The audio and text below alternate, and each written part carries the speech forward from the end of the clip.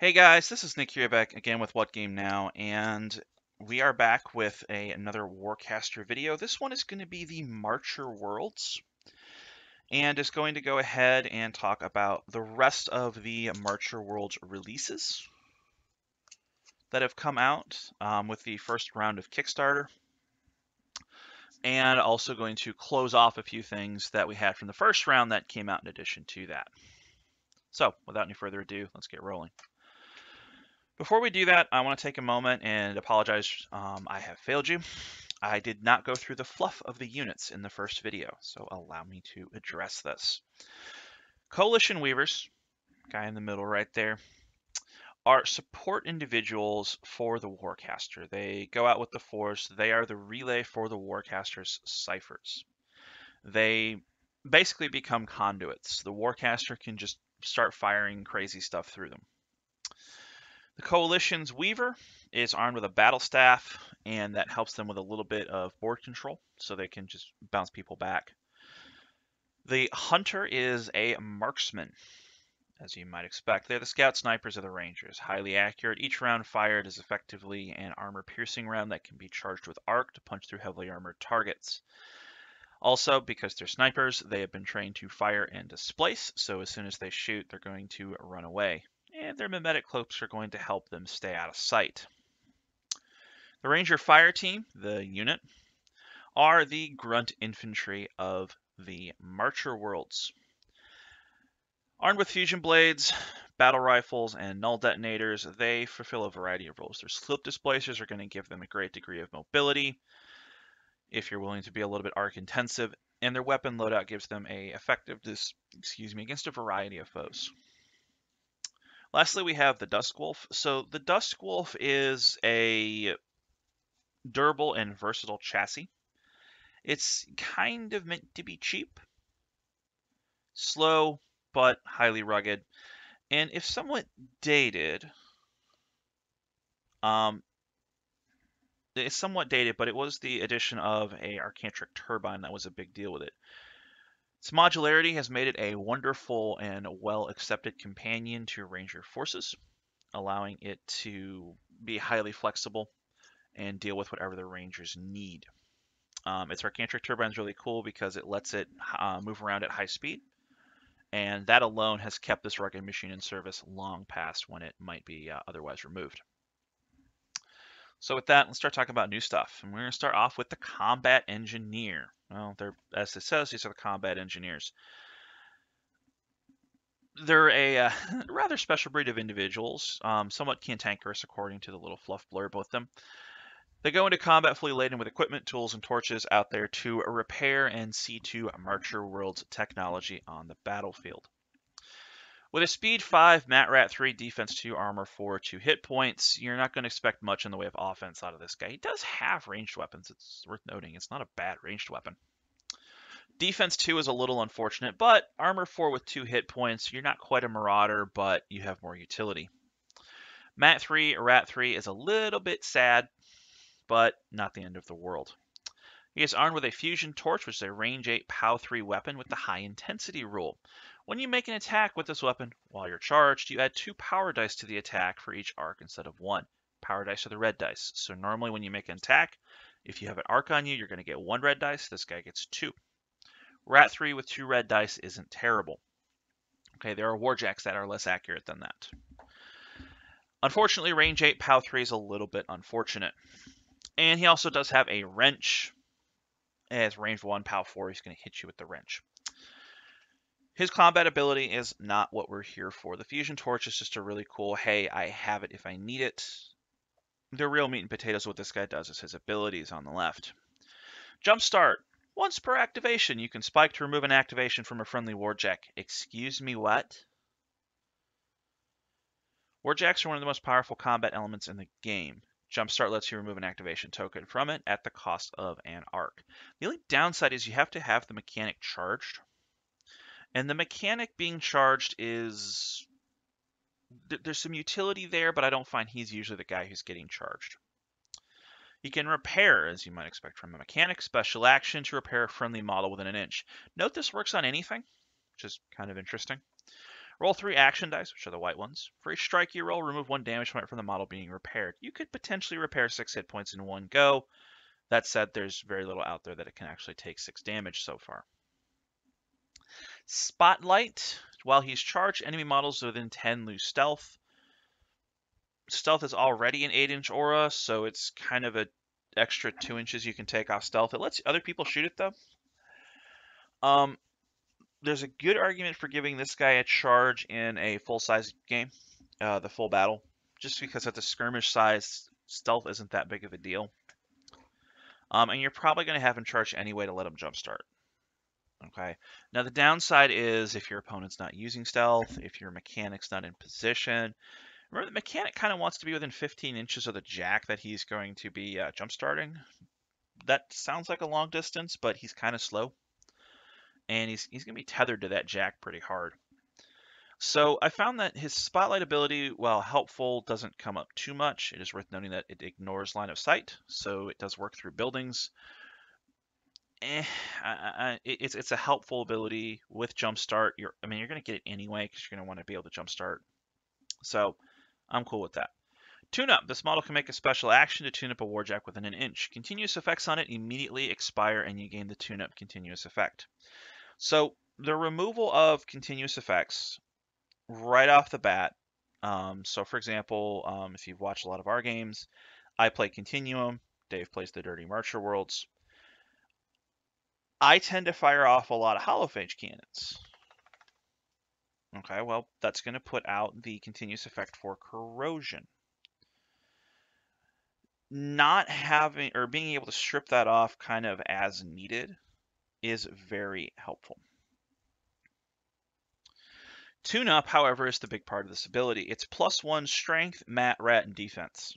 So just what if you got +1 everything? It's a special action, so you're not doing it in shooting. You can do it in jumpstart. So you can do it, tune up, jumpstart a jack. Since it's a solo, that jack can then immediately go activate and do something. This is combine that with the fact that when we get to the heavy's got some really powerful weapon options. Guys, there's some crazy stuff you can do with this. You can make a strike raptor do some pretty nutso stuff with this. I already talked about high intensity. So combat engineer is a really powerful solo. A lot of options. His options are more directed. Spotlight is cute, but I wouldn't worry too much about leveraging it, especially in skirmish games. I'd be more curious to see, make sure you can tune up, make sure you can jumpstart. All right, Ranger Heavy Support. Ranger Heavy Support Squad. So these are, as the name implies, they're Rangers fielding man-portable Talon rocket launchers. It's the same rocket launcher the Jag has. Normally they'd be considered slow, but they have the slip displacer that the other Marcher World squad does, so they have the option to get out of dodge if they need to. And that 3-inch jump is a bigger deal on them because they're only speed 4. Mat and Rat 3 is nothing to write home about. Defense 3, Armor 3, this is all pretty average stats. They have the same rocket launcher that the Warjack has. It's ballistic, it's explosive. It's a blast weapon, it's very important. Range 12, POW 4 with a fusion blade. Pretty good. Slip displacer, you can spike to move 3 inches. On a 4-inch squad, this is a big deal because it gets them where they need to go. The only downside is if they're not charged before they shoot, you lose out on a lot of their utility because of Targeter.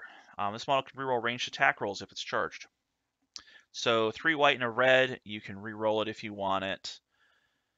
You really want to have that when you make the attack and then spike to get out of dodge. But they're kind of slow, so I've actually found people, they've been, the heck, I'm totally blanking on it. I see people use them to get into position, and when you're only Rat 3 with no red dice and no targeter, they're kind of inconsistent. That said, they are blast weapons, so just hitting your opponent with a bunch of POW 4s is never a bad thing. I think that's something that shouldn't be neglected, is that even uncharged, you're still getting a POW 4 in the original target, which, depending on what you're shooting at, could be enough. These guys will take out any continuum heavy weapon, any continuum squad in one go always. POW 4 is likely going to kill the little 2 armor guys, and even if they miss, who cares? You're still getting the POW 4 on them. So I like the unit overall. Dave loves these guys, and I can see why. POW 4 is a really good gun. Range 12 is really good. The fact that it's blast is very helpful, especially if you want to go pick on something that just came out of a gate. So there's our heavies. The new guy, the Strike Raptor.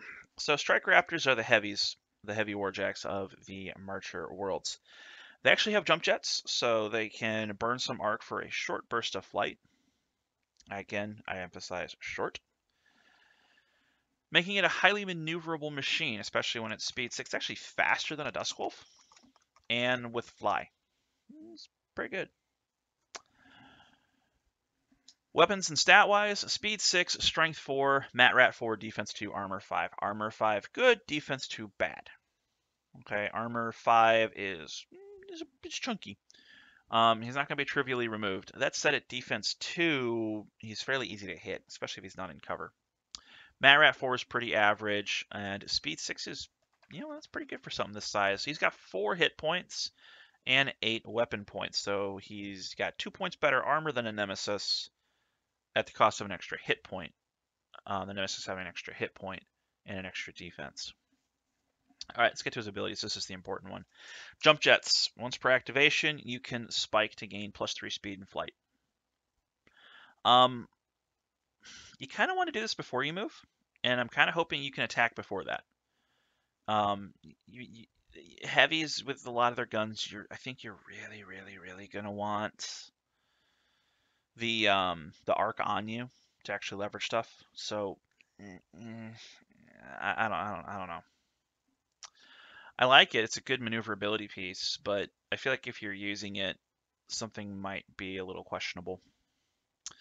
Thrusters, while he's charged, you ignore movement penalties for rough terrain, which is good. And it gets +1 defense for each arc that's on it. So fully loaded, this guy's defense 5, armor 5. That's annoying. There's no other polite way to say that. That's really annoying. That means you really need another heavy to kill it. Anything lighter than that's just not going to do anything. Cortex options. The ones that it came with are the Ace and the Bomber.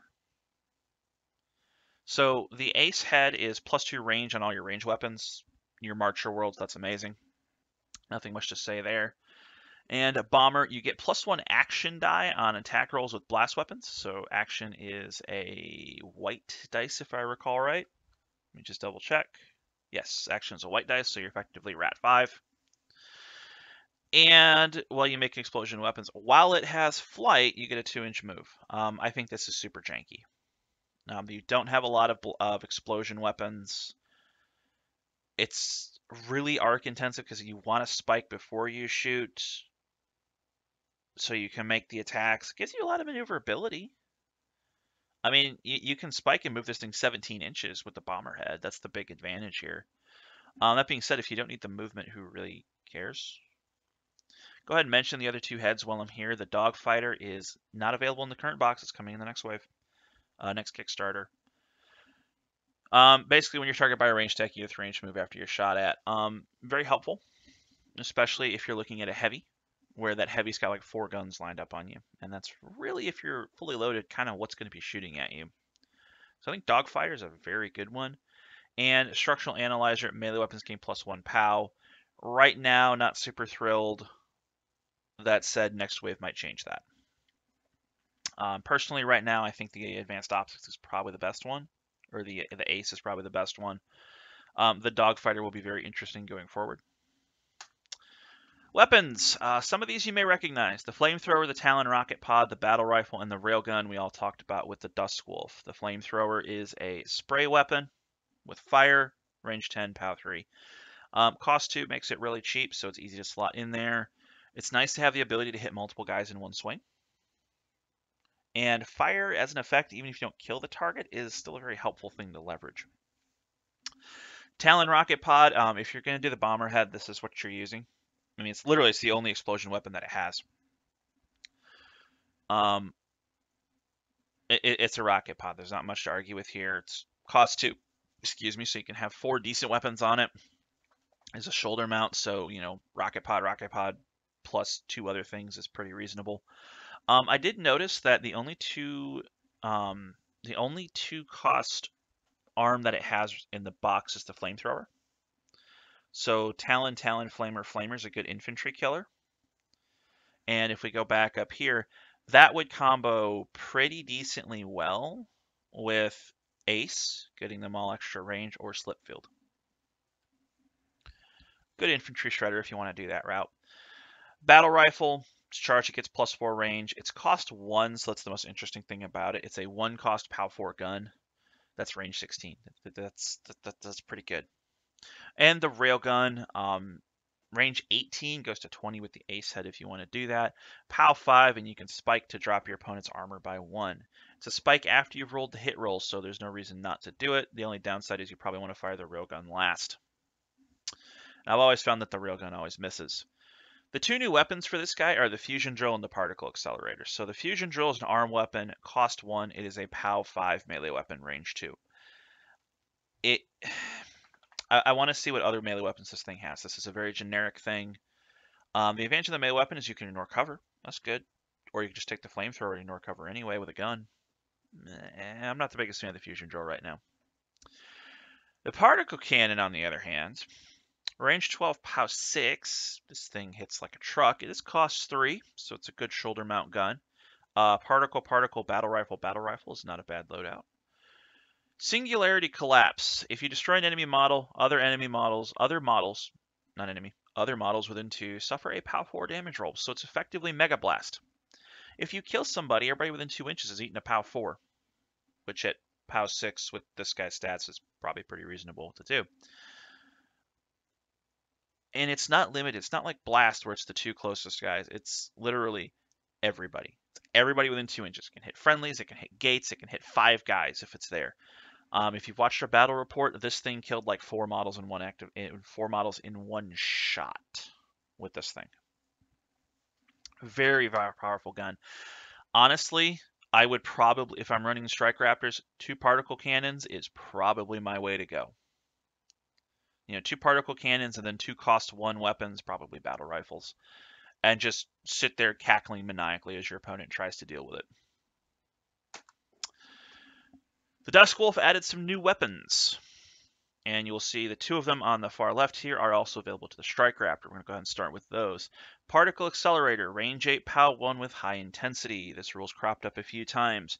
For each arc on you, this guy gets 2 red dice instead of the 1. So normally you'd be Rat 4 with 3 red dice on 3 arc. This guy would be Rat 4 with 6 red dice. The only downside is it's range 8, POW 1, so you are banking on a decent roll, and I think the range 8's a little unfortunate. Yeah, it gets to 10 with the ace head, but I don't know. I wasn't super thrilled with it. The Blazer, the weapon down there, so it's a strafe with fire. So strafe lets it potentially hit multiple guys, which is, hopefully I don't need to explain why that's a pretty decent ability. By the way strafe work is you go ahead and you roll a power die, which I believe is a red one. I think we've been playing that wrong on a few of our games. I've played it as a white dice.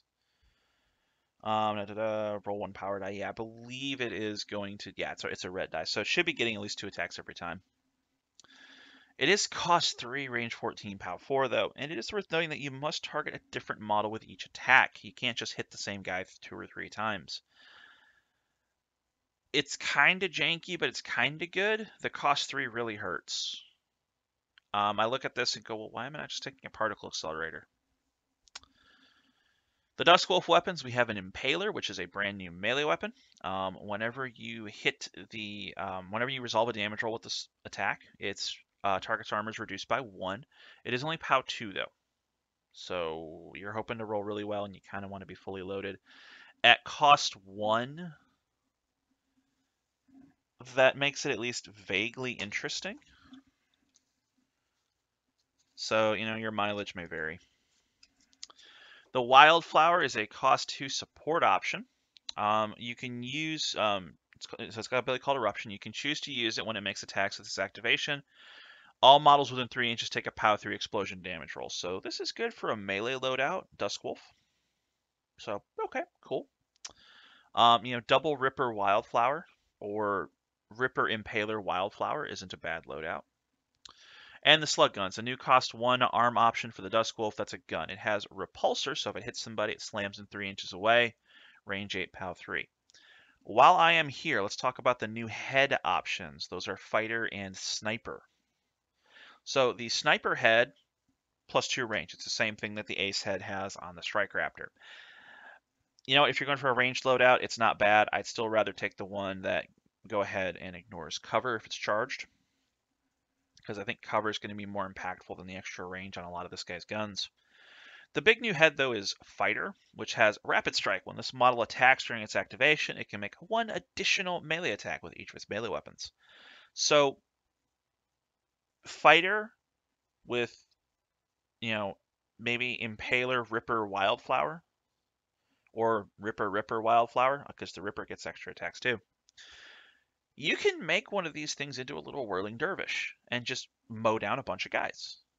If you don't want to put the Wildflower on top, because at that point you're probably just killing everything in range, you could throw a Blazer on there. I could see the Blazer in that situation. You could always just chuck a Railgun up there so you have a decent anti-armor option.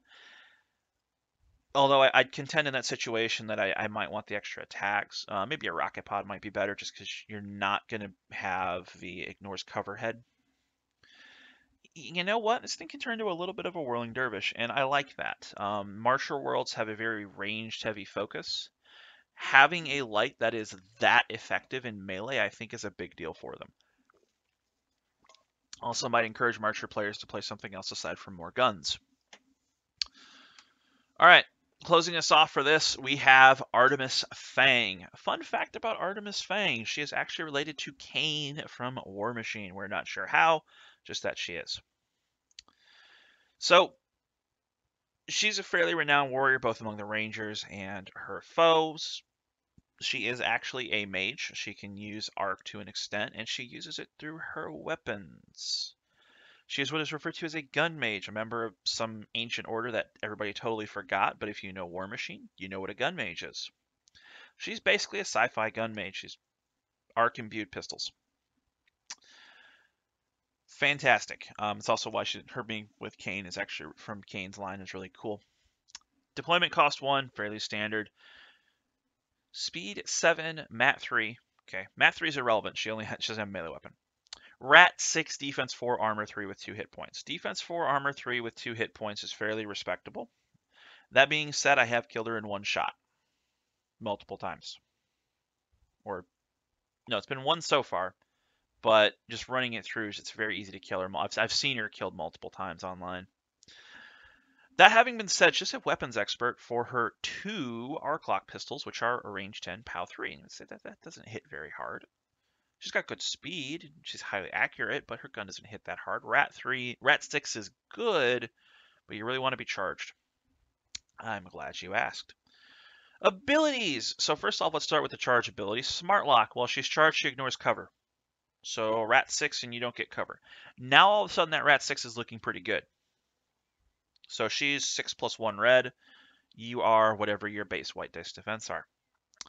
And Maelstrom Activator. During this model's activation, immediately after completing its attack, so this is a very specific targeting point here, it has to be after she's done shooting, she can spike to make 1 additional attack with each of her weapons, so she can shoot 4 times. The second pair of shots are going to be noticeably less effective, because now she's no longer charged, but 4 shots is still 4 shots. So not much to argue with there. But we keep hitting and harping on her pistols. What do her pistols do? Well, her pistols have a rule called attack mode. When you're, when you make an attack with her, you get to pick one of her attack types. Okay, well, what do her attack types do? First attack type, blast weapon. Yeah, you want all your pistols to be blast? You can do that. As an AC player, this is terrifying. Because she just, there's a good chance she just picks up 4 guys. And if you hit somebody, you can really put out some deceptively high damage there. Okay. Option 2, fire. fire, good. I don't think I need to explain that.